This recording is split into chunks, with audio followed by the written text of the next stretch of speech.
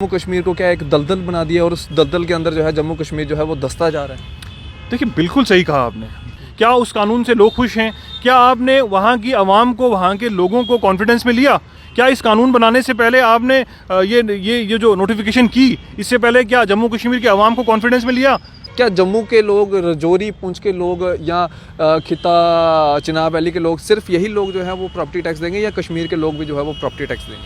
9 सालों के अंदर भाजपा ने एक कदम कोई कश्मीरी पंडितों की बेहतरी के लिए उठाया हो?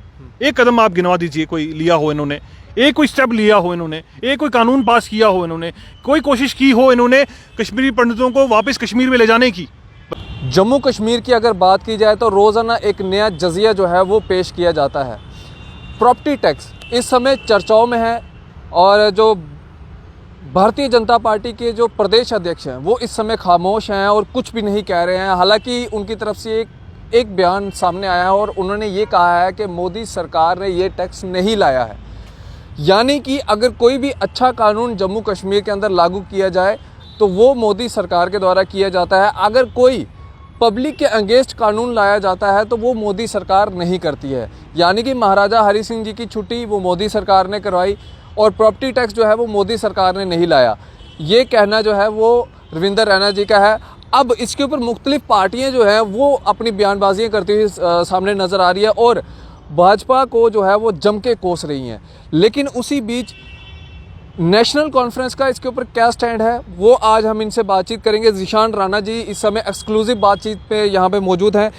राणा साहब, किस तरह से देखते हैं ये जो प्रॉपर्टी टैक्स जो एक नया एक फरमान जो लोगों के ऊपर जो थोप दिया गया है, इसको आप किस तरह से देखते हैं? देखिए, जब सबसे पहले तो मैं ये कहूँ कि जिस तरीके से सरकार का ये फैसला आया है 2 दिन पहले और जिस तरीके से प्रॉपर्टी टैक्स जो है इम्पोज किया गया जम्मू कश्मीर में, नेशनल कॉन्फ्रेंस पहले तो इसको अपोज करती है और हम ये कहते हैं कि सरकार को इस वक्त, क्योंकि जिस तरीके से 2019 के बाद लगातार जम्मू कश्मीर पे हमले हो रहे हैं, जिस तरीके से 2019 को 5 अगस्त को एक गैर कानूनी तरीके से इन्होंने 370 को हटाया और उसके बाद लगातार जिस तरीके से यह कानून जम्मू कश्मीर में लाए डिफरेंट जैसे जिसमें डोमिसाइल है या बाकी जितने भी कानून हैं, ज़मीनों को लेके जितने भी कानून हैं या और भी मसाइल जो जम्मू कश्मीर को लेके जिस तरीके से इन्होंने एड्रेस करने की कोशिश की, मुझे ये लगता है कि जो बीजेपी है उसने ये ठान ली है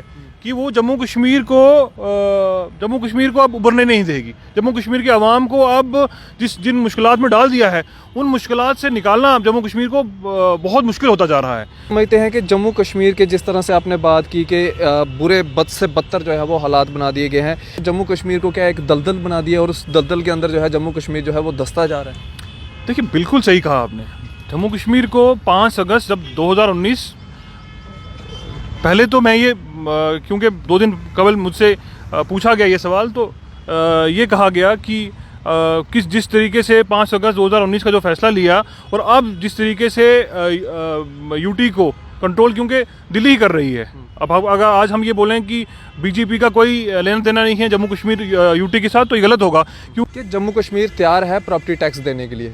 आपको लगता है कि जम्मू कश्मीर तैयार? मुझे नहीं लगता है कि जम्मू कश्मीर की आवाम तैयार है और ये सही वक्त भी नहीं है कि इस वक्त ऐसा एक कानून लाया जाए और लोगों पे थोपा जाए।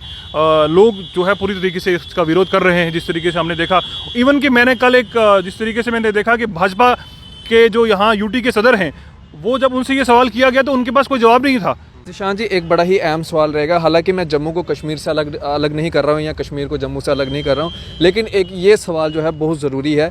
जब कश्मीर में स्मार्ट मीटर्स लगाने की बारी आई थी तो वहाँ की औरतें बाहर निकली थी और उन्होंने स्मार्ट मीटर्स नहीं लगने दिए, लेकिन जम्मू के अंदर स्मार्ट मीटर्स भी लग गए और जम्मू के डोगरा लोगों ने जो है उसका बिल्कुल भी विरोध नहीं किया। अब प्रॉपर्टी टैक्स की बात अगर की जाए तो क्या प्रॉपर्टी टैक्स अगर लगता है, क्योंकि अब तो नोटिफिकेशन भी निकल चुकी है और 1 अप्रैल से वैसे भी लागू हो ही जाएगा, क्या जम्मू के लोग, रजौरी, पुंछ के लोग या खिता चिनाब वैली के लोग, सिर्फ यही लोग जो है वो प्रॉपर्टी टैक्स देंगे या कश्मीर के लोग भी जो है वो प्रॉपर्टी टैक्स देंगे? देखिए, पहली बात तो मैं कहूँ कि आप जैसे जिस तरीके से आपने कहा कि बिजली स्मार्ट मीटर्स जो हैं वो लग गए, कश्मीर में नहीं लगे, जम्मू में लग गए।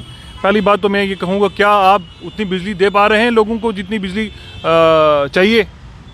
बिजली तो मुझे लगता है कि कश्मीर के अंदर सर्दियों में अगर देखा जाए तो 5-5, 6-6 घंटे, 8-8 घंटे बिजली होती है उसके बाद अगर जम्मू में मेरे राजौरी पूंछ का इलाका देख लीजिए या चिनाब वैली का इलाका देख लीजिए, 8-8 10-10 घंटे से ज़्यादा बिजली जो है, चाहे वो गर्मियाँ हों चाहे सर्दियाँ हों, बिजली नहीं मिलती है लोगों को।